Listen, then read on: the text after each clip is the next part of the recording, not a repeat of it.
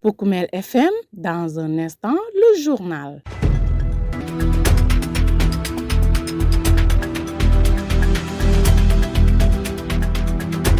Mesdames, Messieurs, merci de préférer Poukoumel FM la 106.0 pour vous informer. Voici les titres de votre principale édition d'information. Face au retard de l'installation de la saison des pluies, le service départemental du développement durable de Goudomp recommande des cultures plus résilientes. BFM 2026 à Kolda, les épreuves ont démarré dans de bonnes conditions. Les autorités saluent une forte mobilisation des candidats et un dispositif d'organisation maîtrisé. Dans ce journal, vous aurez également droit à un résumé de l'actualité sportive. Tels sont les titres. Le développement, c'est dans une poignée de secondes. Le journal avec Lamine Fati. Devant ce micro pour la présentation, Abdou Djedjou s'occupe des machines. Mesdames, Messieurs, soyez les bienvenus. Ces dernières années, on constate un retard dans l'installation de la saison des pluies dans le sud du pays, une situation qui perturbe les activités agricoles, notamment les cultures de grande spéculation telles que le maïs et l'arachide. Pour limiter les pertes de rendement qui pourraient en découler, le chef du service départemental du développement durable de Goudomp recommande aux agriculteurs de se tourner vers des cultures plus résilientes comme le manioc et le niébé. Alassane Ba, que je vous propose d'écouter au micro de Younous Baro. Bon, si on compare la pluviométrie de cette année et la pluviométrie des années précédentes, on voit nettement qu'il y a un retard de l'installation des pluies.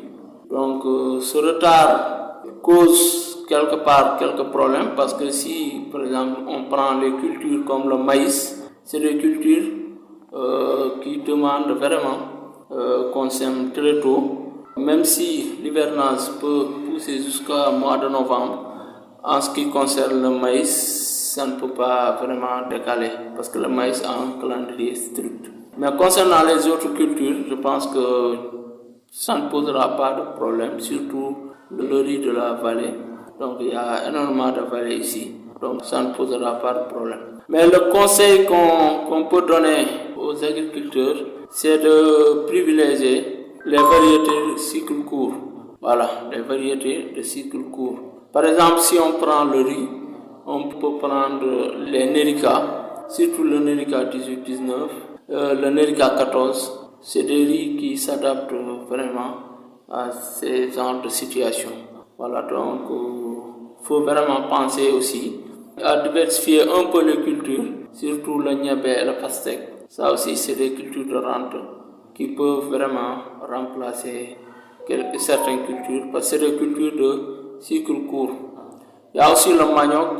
Je ne vois pas ici que les gens en font beaucoup, mais c'est une culture aussi à penser vraiment pour une alternative. Je vous l'annonçais dans les titres. Le brevet de fin d'études moyennes BFM a démarré ce mardi 14 juillet et se poursuit jusqu'au jeudi sur l'ensemble du territoire national. À Kolda, les autorités administratives, académiques ainsi que les partenaires de l'école ont effectué la traditionnelle tournée des centres d'examen afin de s'assurer du bon déroulement des épreuves. Les précisions avec Mbassa Sen, préfet de Kolda, au micro de Pape Kadiali Badji. Comme à l'accoutumée, nous sommes aujourd'hui accompagnés de fortes délégations composées des élus territoriaux, des élus territoriaux, notamment le conseil départemental, la mairie de Kolda, mais également l'inspecteur d'académie, l'EF et les partenaires sociaux, l'association des parents d'élèves et certains responsables des syndicats. Nous étions sur le terrain pour visiter un certain nombre de centres à l'occasion de l'examen du BFM, l'édition 2026. Et après un tour d'horizon de quelques centres, nous pouvons quand même émettre un sentiment de satisfaction, étant entendu que les dispositions que nous avions prises, bien que préconisées lors de la rencontre consacrée à ces examens, ces dispositions effectivement ont été effectives sur le terrain. On a constaté qu'il y avait la sécurité, et il y avait aussi la présence des élèves au niveau des centres, en majorité, en tout cas avec quelques exceptions, des cas d'absence nous signalés par là, mais également la présence des surveillants et justement aussi des corps administratifs. Donc dans l'ensemble, les épreuves se déroulent normalement, correctement, dans l'ensemble des centres visités, et je présage que c'est la même chose aussi dans les autres centres que nous n'avons pas encore eu l'occasion l'occasion de visiter.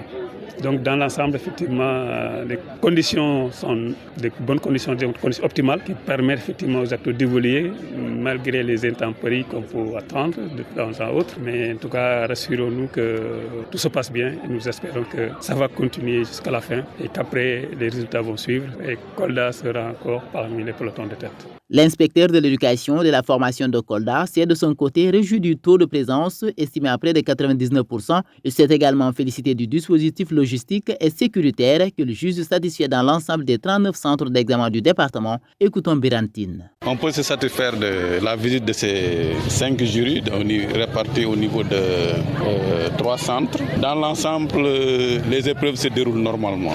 Il y a une présence effective des élèves.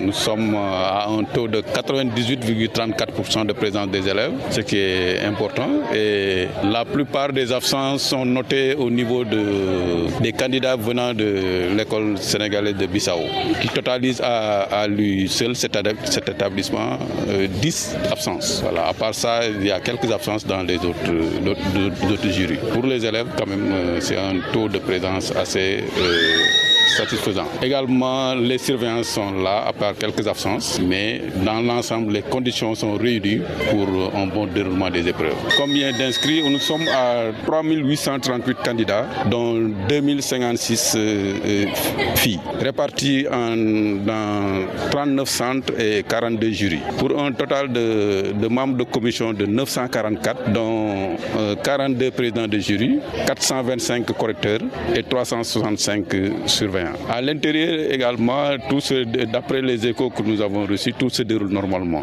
On ne nous a pas encore signalé d'incident majeur. Il y a la présidente d'un superviseur national, il est là avec nous, qui supervise également, qui nous assiste aussi dans les problèmes techniques liés à la gestion du BFM en ligne. Chargé de la supervision des examens, le secrétaire général de l'Académie se félicite du bon déroulement des épreuves dans les 3 départements, forte mobilisation des candidats, coordination efficace des équipes pédagogiques et fonctionnement satisfaisant des centres, autant d'éléments qui, selon lui, témoignent de la capacité de la région à relever ce défi éducatif. Aliou Touré est au micro de notre reporter. Nous avons constaté qu'il y a un bon démarrage, il y a le dispositif organisationnel aussi qui marche, un taux de présence faible, n'eût été l'absence des élèves de nos amis de la Guinée-Bissau, donc le taux d'absence est faible parce qu'on est à 98, donc c'est presque 99%. L'IA de Kolda qui est présentement à Vélingara, donc lui aussi pour les besoins de la visite, donc Médina Yoro Foulah aussi a réagi. Nous avons à peu près la même tendance ou bien les mêmes tendances à l'échelle de la région. Peut-être aussi signaler l'importance de l'IF de Kolda, le département de Kolda, parce que tout à l'heure l'IF a parlé en disant qu'il y a 42 jurys et nous avons 96 jurys dans l'académie. Donc du coup, vous voyez le poids que représente Kolda dans les 92 jurys. Donc presque 50%. Pour dire que Kolda s'est toujours illustré. Moi je pense que nous tous, nous mettons focus sur Kolda parce que Kolda est notre vitrine. Quand je dis Kolda, c'est l'IF de Kolda. Donc je pense qu'il y a un bon démarrage. Les surveillants sont venus, les correcteurs sont là. Il ne nous reste plus qu'à prier pour que vraiment Kolda continue de s'illustrer comme vraiment elle l'a toujours fait. Moi je pense qu'il y a vraiment un engagement, un dynamisme qu'on a observé et je pense que, Inch'Allah, on arrivera à ça. On a 7025 candidats au niveau de l'académie, presque les 4000, bien les 3000 et quelques sont déjà dans Kolda. Donc vous voyez le poids que Kolda représente pour nous. C'est un bureau témoin, comme le disent les politiciens. Donc si on gagne vraiment ce bureau-là, on est sûr à peu près de remporter vraiment l'élection. Là, les techniciens sont là. Vous savez que maintenant, avec la digitalisation, je pense qu'on sait par avance. C'est-à-dire qu'on est enfermé dans des délais très serrés. Pour dire que dès qu'on commence l'épreuve, on sait à peu près que dans tel jour, on aura les résultats. Pour dire que là, à ce niveau, nous sommes très en avance et il n'y a pas d'inquiétude à se faire. Mesdames, Messieurs, vous suivez la bonne info sur Poukoumel FM, la 106.0 émettant à Goudamp. Dans un instant, direction les stades. Poukoumel FM, le journal des sports.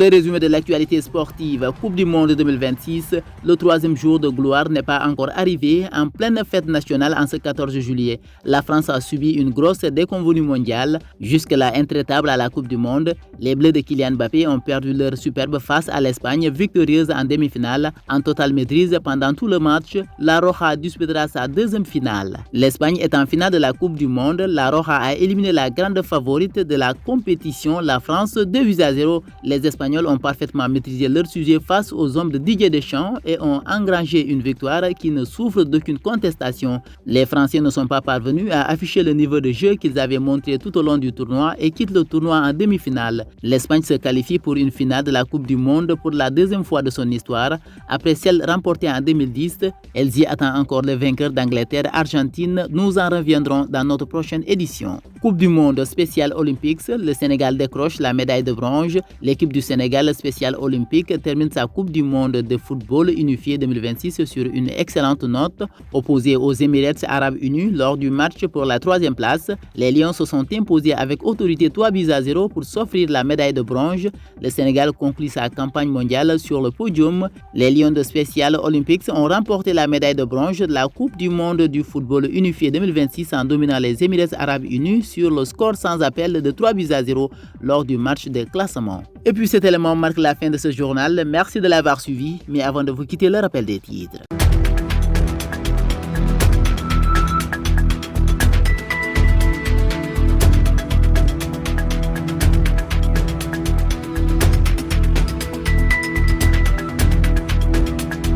Face au retard de l'installation de la saison des pluies, le service départemental du développement durable de Goudomp recommande des cultures plus résilientes.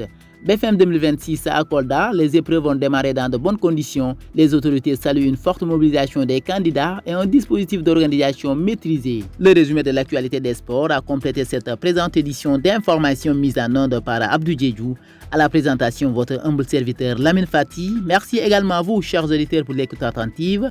Mais surtout, gardez l'écoute. Le journal en mandingue, c'est dans un instant.